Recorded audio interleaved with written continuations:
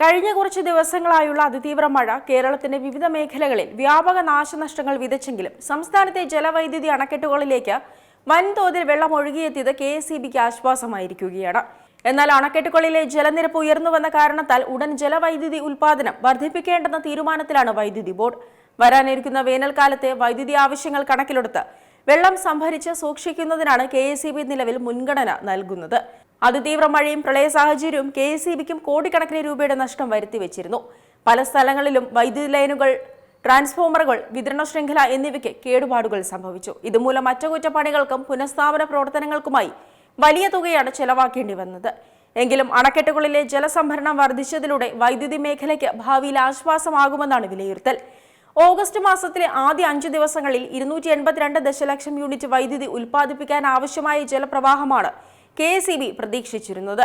എന്നാൽ ശക്തമായ മഴ ലഭിച്ചതോടെ 640 ദശലക്ഷം യൂണിറ്റ് വൈദ്യുതിക്കുള്ള വെള്ളമാണ് അണക്കെട്ടുകളിലേക്ക് എത്തിയത്.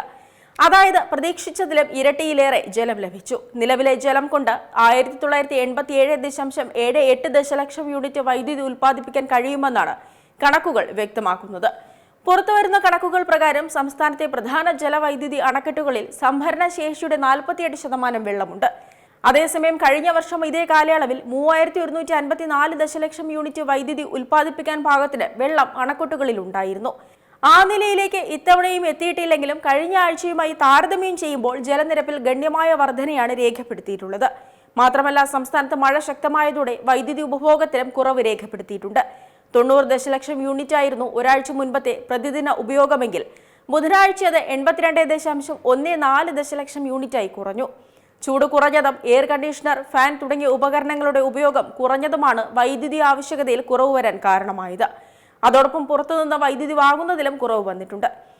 ഈ മാസത്തിന്റെ ആദ്യ ആഴ്ചയിൽ ശരാശരി 57.53 ദശലക്ഷം യൂണിറ്റാണ് സംസ്ഥാനത്തിന് പുറത്തുനിന്ന് വാങ്ങിയ വൈദ്യുതി. എന്നാൽ കഴിഞ്ഞ മാസം ഇത് ശരാശരി 68.76 ദശലക്ഷം യൂണിറ്റ് ആയിരുന്നു. ചെറുകിട ജലവൈദ്യുത പദ്ധതികളിലെ അണക്കെട്ടുകൾ നിറഞ്ഞതോടെ അവിടെയും വൈദ്യുതി ഉൽപാദനം വർദ്ധിപ്പിച്ചിട്ടുണ്ട്.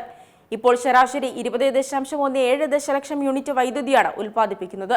കഴിഞ്ഞ മാസം ഇത് 15.25 ദശലക്ഷം യൂണിറ്റ് മാത്രമായിരുന്നു. അതേസമയം വലിയ അണക്കെട്ടുകളിൽ ഇപ്പോഴും സംഭരണ ശേഷിയുടെ പകുതിയോളം മാത്രം വെള്ളമാണുള്ളത്. അതിനാലാണ് അവിടങ്ങളിൽ നിന്നും ജലവൈദ്യുതി ഉൽപാദനം വർദ്ധിപ്പിക്കാൻ കെഎസ്ഇബി തയ്യാറാകാത്തത്.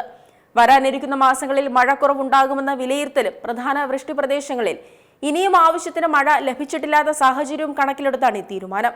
വിപണിയിൽ നിന്ന് കുറഞ്ഞ നിരക്കിൽ വൈദ്യുതി ലഭ്യമാകുമ്പോൾ പുറത്തുനിന്ന് വൈദ്യുതി വാങ്ങുകയും അണക്കെട്ടുകളിലെ വെള്ളം ഭാവിയിലേക്കായി സംരക്ഷിക്കുകയും ചെയ്യുകയാണ് കെഎസ്ഇബി നിലവിൽ ചെയ്യുന്നത്. ഏറ്റവും പുതിയ വാർത്തകളും വിശേഷങ്ങളും വിരൽത്തുമ്പിലറിയാൻ സീ മലയാളം ന്യൂസ് എല്ലാ ഡിജിറ്റൽ പ്ലാറ്റ്ഫോമുകളിലും ലഭ്യം.